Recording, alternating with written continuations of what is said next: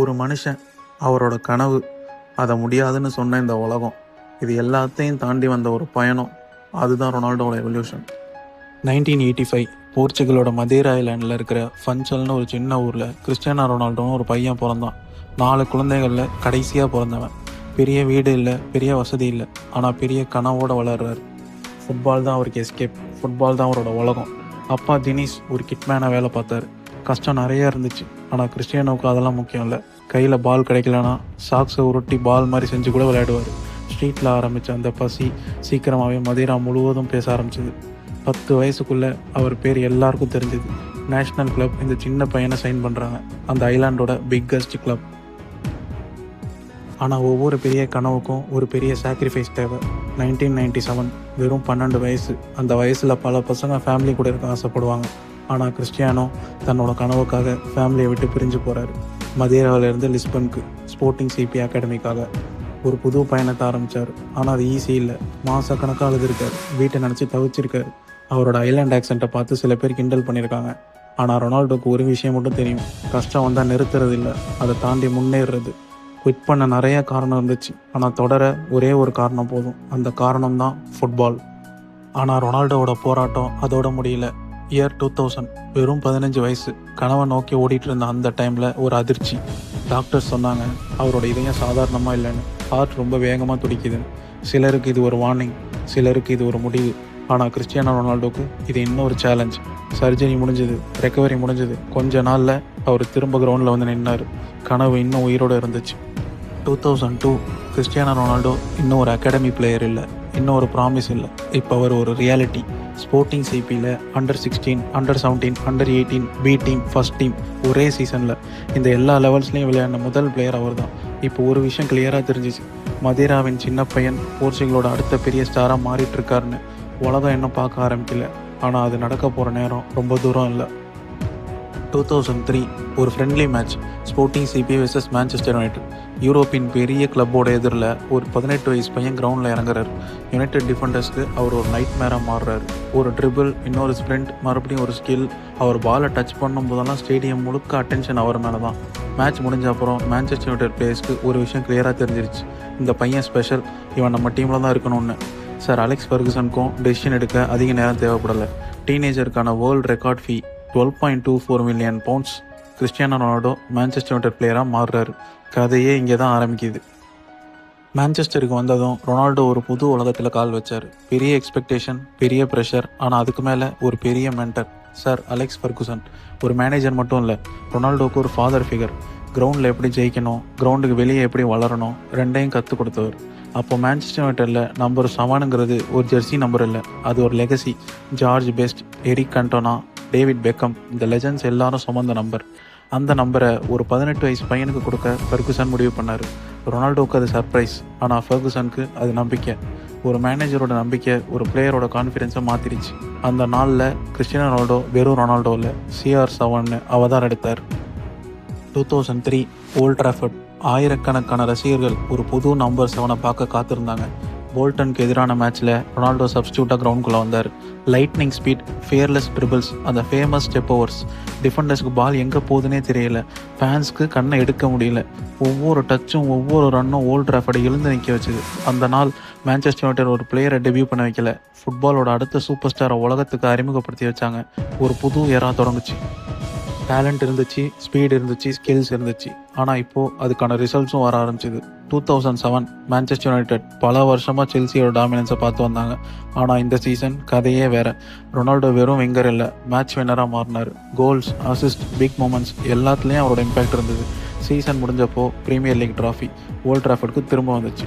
ஆனால் அது மட்டும் இல்லை, PFAவின் எல்லா முக்கிய இண்டிவிஜுவல் அவார்ட்ஸையும் ஒரே சீசனில் வென்ற முதல் பிளேயர். இப்போ உலகம் அவரை ஒண்டர் கிட்னு கூப்பிடல, சூப்பர் ஸ்டார்னு கூப்பிட ஆரம்பிச்சிது. 2008 கிறிஸ்டியானோ ரொனால்டோவோட கரியரில் மறக்க முடியாத ஒரு night. Moscow champions league final, எதிரில் செல்சி. ப்ரெஷர், எக்ஸ்பெக்டேஷன் எல்லாம் உச்சத்தில். ஆனால் பெரிய மொமெண்ட்ஸுக்கு பெரிய பிளேயர்ஸ் தான் எழுந்து வருவாங்க. அந்த நேரத்தில் ரொனால்டோ பறந்தார். ஆமாம், டிஃபெண்டர்ஸை விட மேலே, கிராவிட்டியை விட மேலே ஒரு பர்ஃபெக்ட் ஹெட்டர். பால் நெட்டை தொட்ட உடனே மான்செஸ்டர் யுனைடெட் ரசிகர்கள் வெடிச்சு சிதறின மாதிரி கொண்டாடினாங்க. அந்த கோல் வெறும் ஸ்கோர் போர்டை மாற்றலை, ரொனால்டோவோட லெகசியை மாற்ற ஆரம்பிச்சது. 2008 ரொனால்டோ தொட்டது எல்லாமே தங்கமாக மாறிட்டு இருந்துச்சு. 42 கோல்ஸ் ஒரே சீசனில். வெறும் நம்பர்ஸ் இல்லை, அது டாமினேஷன், அது ஸ்டேட்மெண்ட். இப்போ யார் பெஸ்ட் பிளேயர்னு யாருக்கும் சந்தேகம் இல்லை.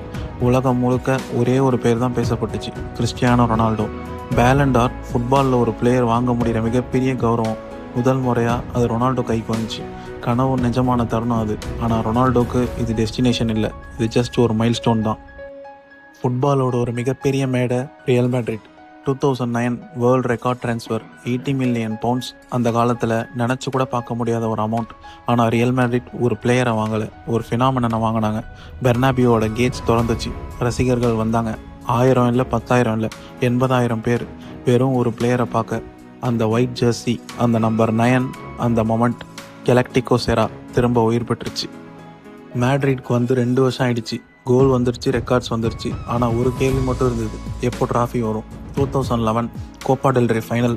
எதிரில் peak Barcelona, Messi, JV, Iniesta. Football ஆண்ட டீம். 90 மினிட்ஸ் முடிஞ்சிச்சு, மேட்ச் டையில் இருந்துச்சு. ஃபைனல் எக்ஸ்ட்ரா டைமுக்கு போகுது. ப்ரெஷர் ஒவ்வொரு நிமிஷமும் அதிகமாகுது. 103வது நிமிஷத்தில் அகெயின் டிஃபெண்டர்ஸை விட மேலே, கிராவிட்டி விட மேலே ஒரு மாஸான header. Barcelona complete silence, Madrid full explosion. அந்த கோல் வெறும் கோப்பா டெல் ரே ஜெயிக்க வச்சதில்லை, ரியல் மேட்ரிட் இஸ் பேக்னு உலகத்துக்கு சொன்னுச்சு. ரொனால்டோவோட முதல் மேஜர் ட்ராஃபி ஒயிட் ஜெர்சியில். பார்சலோனாவோட டாமினன்ஸ்க்கு முதல் பெரிய பதில். 2012 Camp Nou 90,000 fans. El Clasico, ஃபுட்பாலோட மிகப்பெரிய போர். ஸ்போர்ட்ஸ் லெவல் ப்ரெஷர் உச்சத்தில் இருக்குது. அப்போது Cristiano Ronaldo goal. Camp Nou முழுக்க அமைதி. ரொனால்டோ கொண்டாடலை, கத்தலை, ஒரே ஒரு கெஸ்டர் தான், காமா அமைதியாக இருங்கன்னு. அந்த செலிப்ரேஷன் ஒரு கோலோட பெருசாக மாறுச்சு. சீசன் முடிவில் ரியல் மேட்ரிட் 100 பாயிண்ட்ஸ், லாலிகா ஹிஸ்ட்ரியில் புது ரெக்கார்ட். 2013 கிறிஸ்டியானோ ரொனால்டோ அவரோட கரியரோட உச்சத்தை தொட்ட வருஷம். 69 கோல்ஸ் ஒரே கேலண்டர் இயரில். மனுஷனா இல்லை மிஷினான உலகம் கேட்க ஆரம்பிச்சிது. ஆனால் அந்த வருஷத்தோட மிகப்பெரிய மொமெண்ட் ரியல் மேட்ரிட் ஜெர்சியில் இல்லை, போர்ச்சுகல் ஜெர்சியில். World Cup qualification match. எதிரில் Sweden, Zlatan Ibrahimovic. Ronaldo hattrick அடிக்கிறாரு. போர்ச்சுகலை தோல் மேலே சுமந்து வேர்ல்ட் கப்புக்கு கொண்டு போகிறாரு. 5 வருஷம் காத்திருந்ததுக்கப்புறம் பேலன் d'Or திரும்ப அவர் கைக்கு வருது. ரியல் மேட்ரிட்க்கு ஒரு கனவு இருந்துச்சு, பல வருஷமாக காத்திருந்த ஒரு கனவு. லா டெசிமா, சாம்பியன்ஸ் லீகோட 10வது டைட்டில். 2014 அந்த கனவு நிஜமான வருஷம். ஆனால் இந்த வெற்றி ஒரே ஒரு மேட்ச்சில் உருவானதில்லை, ஒரு சீசன் முழுக்க ரொனால்டோ அதை தோல் மேலே சுமந்தார். கோல் மேலே கோல், பிக் மேட்ச் மேலே பிக் மேட்ச். டிஃபெண்டர்ஸ் நிறுத்த ட்ரை பண்ணிகிட்டே இருக்காங்க, ஆனால் முடியல. கேம்பெயின் முடிஞ்சப்போ 17 கோல்ஸ். சாம்பியன்ஸ் லீக் ஹிஸ்ட்ரியில் யாரும் தொட முடியாத ஒரு ரெக்கார்ட், இன்றைக்கும் நிற்கிற ஒரு ரெக்கார்ட். ஃபைனல் விசில் கேட்குது. ரியல் மேட்ரிட் லா டெசிமாவை ஜெயிக்கிறாங்க. ரியல் மேட்ரிட் ரசிகர்கள் பல வருஷம் காத்திருந்த அந்த தருணத்தை கொண்டாடுறாங்க. சாம்பியன்ஸ் லீக், பேலன் d'Or, ரெக்கார்ட்ஸ்னு எல்லாமே கிடைச்ச மனுஷனுக்கு ஒரே ஒரு விஷயம் மட்டும் இன்னும் மிஸ்ஸிங். போர்ச்சுகலோட ஒரு மேஜர் ட்ராஃபி. 2016 யூரோ ஃபைனல் ஆடுறாங்க. எதிரில் ஃப்ரான்ஸோட மண்ணில், ஃப்ரான்ஸோட ரசிகர்கள் முன்னாடி. மேட்ச் ஆரம்பித்து சில நிமிஷத்துலேயே ரொனால்டோ இன்ஜூர் ஆகிறாரு. கண்ணீரோட கிரவுண்டை விட்டு வெளியே போகிறாரு. அந்த மொமெண்ட்டில் போர்ச்சுகலோட கனவு முடிஞ்சதுன்னு பல பேர் நினச்சாங்க. ஆனால் லீடர்ஸ் கிரவுண்டில் மட்டும் லீட் பண்ண மாட்டாங்க, கிரவுண்டுக்கு வெளியே லீட் பண்ணுவாங்க. டச் லைனில் நின்று ஒவ்வொரு பாஸுக்கும், ஒவ்வொரு டேக்கிளுக்கும், ஒவ்வொரு நிமிஷத்துக்கும் கோச் மாதிரி கத்துறாரு, கேப்டன் மாதிரி இன்ஸ்பயர் பண்ணுறாரு, போராளி மாதிரி போராடுறாரு. எடர் கோல் அடிக்கிறாரு. ஃபைனல் விசில் கேட்குது. போர்ச்சுகல் வரலாற்றில் முதல் முறையாக ஒரு மேஜர் ட்ராஃபியை வின் பண்ணுறாங்க. ஒரு காலத்தில் பேலன் d'Or ரேஸில் 4-1 பின்னாடி இருந்தார். பலர் சொன்னாங்க ரேஸ் முடிஞ்சதுன்னு. ஆனால் ரொனால்டோ அதை நம்பலை. அதோட ரிசல்ட்டாக 2017 பாரிஸில் 5வது பேலன் d'Or அவர் கைக்கு வந்துச்சு. சில கோல்ஸ் ஸ்கோர் போர்டில் மட்டும் நிற்கும், ஆனால் சில கோல்ஸ் ஃபுட்பால் ஹிஸ்ட்ரியிலேயே பேசப்படும். 2018 சாம்பியன்ஸ் லீக், ஜுவென்டஸ் ஸ்டேடியம், ஆயிரக்கணக்கான ரசிகர்கள். பால் பாக்ஸ்குள்ளே வருது. சாதாரண பிளேயர்ஸ் கண்ட்ரோல் பண்ண யோசிப்பாங்க, கிராஸ் பண்ண யோசிப்பாங்க. ஆனால் ரொனால்டோ ஒரு நொடி, ஒரு லீப், ஒரு இம்பாசிபிள் மூமெண்ட், பைசைக்கிள் கிக், கோல். ரியல் மேட்ரிட் ரசிகர்கள் மட்டும் இல்லை, ஜுவென்டஸ் ரசிகர்களும் அந்த கோலை அப்லாட் பண்ணாங்க. சில டீம்ஸ்க்கு ஒரு சாம்பியன்ஸ் லீக் ஜெயிக்கிறதே கனவாக இருக்கும். சில டீம்ஸ் 1-2 ஜெயிச்சிருப்பாங்க. ஆனால் 3 தடவை தொடர்ச்சியாக, அதான் ஹிஸ்ட்ரி. 2018 ரியல் மேட்ரிட் பண்ணாங்க. மறுபடியும் சாம்பியன்ஸ் லீக் வின் பண்ணுறாங்க.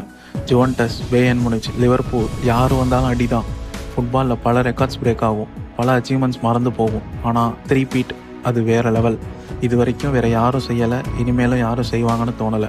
அந்த அச்சீவ்மெண்ட்டோட ரொனால்டோவோட ரியல் மேட்ரிட் ஜேர்னி முடிவுக்கு வருது. 9 இயர்ஸ், 450 கோல்ஸ், கவுண்ட்லெஸ் மெமரிஸ். பெர்னாபியோ அவரை சூப்பர் ஸ்டாராக வரவேற்றுச்சு. இப்போ லெஜெண்டாக வழி அனுப்பி வச்சுது. 2018 ரியல் மேட்ரிடை விட்டு இட்டாலிக்கு போகிறாரு. ஜுவென்டஸ் ஒரு புது லீக், ஒரு புது சாப்டர். பல பேர் சொன்னாங்க ரொனால்டோ அவ்வளோதான்னு, இனிமேல் அதே லெவலில் இருக்க முடியாதுன்னு. ஆனால் ரொனால்டோவுக்கு கிரிட்டிசிசம் தான் ஃபியூயல். அங்கேயும் போய் கோல் மேலே கோல். ஜுவென்டஸ் ஜெர்சியில் 100 கோல்ஸ், அதுவும் ரெக்கார்ட் டைமில். 2 சீரிய டைட்டில்ஸ். 33 வயசில் அவர் கெரியரை சேவ் பண்ணலை, மறுபடியும் ப்ரூவ் பண்ணிட்டு இருந்தார். இங்கிலாண்டை ஜெயிச்சார், ஸ்பெயினை ஜெயிச்சார், இப்போது இட்டாலியும் ஜெயிச்சார். ஒரு நல்ல ஆட்டக்காரன் எந்த டீமில் எந்த லீகில் விட்டாலும் சம்பவம் பண்ணுவான். அதுதான் நம்ம ரொனால்டோ. 2021 கதை ஆரம்பித்த இடத்துக்கே திரும்ப வருது. கிறிஸ்டியானோ ரொனால்டோ மான்செஸ்டர் யுனைட்டடுக்கு திரும்ப வராரு.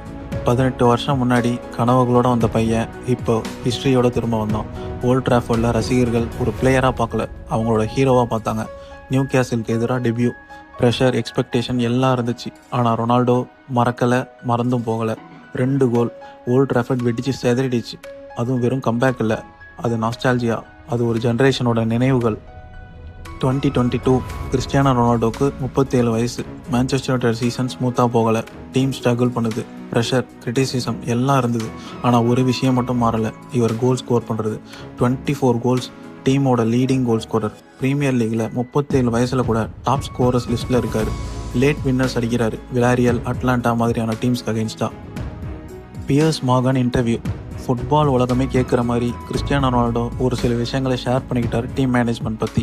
ஃபில்டர் இல்லாமல் நேரடியாக வெளிப்படையாக. இன்டர்வியூ வெளிவந்த சில மணி நேரத்திலேயே ஃபுட்பால் உலகம் 2 பக்கமாக பிரிஞ்சுது. சிலர் சப்போர்ட் பண்ணாங்க, சிலர் கிரிட்டிசைஸ் பண்ணாங்க.